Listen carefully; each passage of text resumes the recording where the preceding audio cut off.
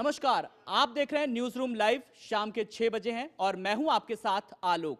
News room live में खबरों के सिलसिले को आगे बढ़ाएं। राजनीति के गलियारों से एक बड़ी खबर निकल करके आ रही है। बीजेपी संसदीय बोर्ड की बैठक, जिसको लेकर के तमाम अटकलें लगाई जा रही थी कि आखिर इस बैठक में क्या होगा। पर इस वक्त की बड़ी और अहम खबर, बीजेपी संसदीय बोर्ड की बैठक फिलहाल खत्म हो चुकी है। मोदी की टीम को लेकर के हो सकता है बड़ा फैसला। खबरों के सिलसिले को आगे बढ़ाते हैं।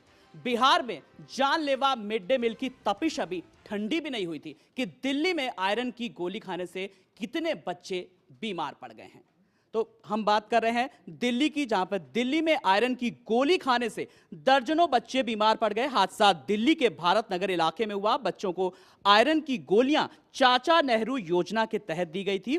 तो लगातार राजनीतिक गलियारों में इस पूरे मामले को लेकर के हलचल मची है, चाहे बिहार के शिक्षा मंत्री हो या फिर बिहार के सचिव। तमाम लोगों की प्रतिक्रियाएं सामने आ रही हैं।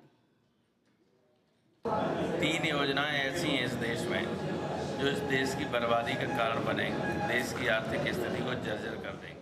बिहार की खबर के बाद अब बात कर लेते हैं उत्तर प्रदेश के कैबिनेट मंत्रिमंडल की, जिसका विस्तार हुआ है। कुछ नए चेहरों को तवज्जो दी गई है। जाहिर सी बात है, नया पद होगा तो नई चुनौतियां भी होंगी और इसी के साथ साथ नई जिम्मेदारियां भी निभानी होंगी इन मंत्रियों को।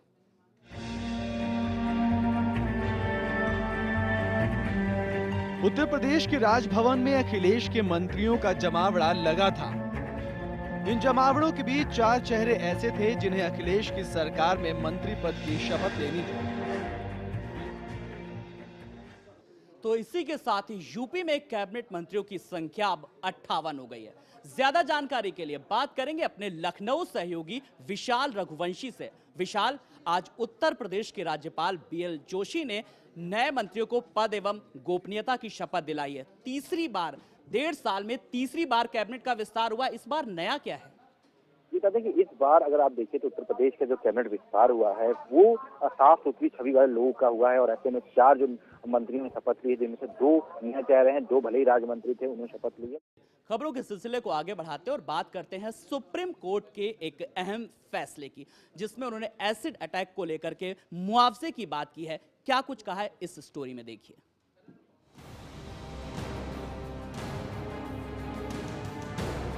अब नहीं जलेंगे चेहरे, अब नहीं जलेंगे सपने।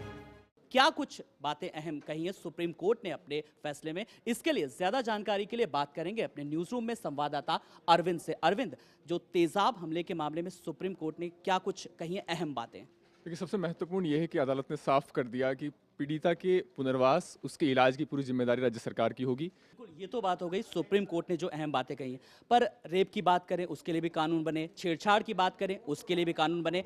कानून तो बने अरविंद, पर बड़ा सवाल ये कि पालन नहीं होता उनका।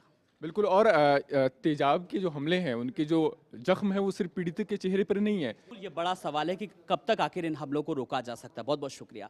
खबरों के सिलसिले को आगे बढ़ाते हैं। सुप्रीम कोर्ट के एक और फैसले की बात करते हैं, जिसमें मेडिकल कॉलेज के एंट्रेंस संबंधी सुप्रीम कोर्ट ने कुछ दिशा निर्देश जारी किए हैं। मेडिकल कॉलेजों के लिए अब नहीं होगा कॉमन एंट्रेंस टेस्ट। अब बात करते हैं पश्चिम बंगाल की मुख्यमंत्री ममता बनर्जी की टीएमसी पार्टी की, जिनके नेता अनुव्रत राय ने साफ तौर पर कहा है कि अगर चुनाव जीतने के लिए पुलिस वालों से भी डट कर मुकाबला करना हो तो करो, कोई भी गुरेज नहीं है। यानी चुनाव जीतने के लिए हर हथकंडा अपनाने के निर्देश जारी कर दिए हैं। तो इन्हीं खबरों के साथ न्यूज रूम लाइव में आज बस इतना ही। लेकिन चलने से पहले अपने दर्शकों को एक बार फिर से बता दें कि अगर आप हमारी खबरों को और विस्तार से जानना चाहते हैं तो उसके लिए आप हमारी साइट www.shnews.com पर लॉग ऑन कर सकते हैं। नमस्कार।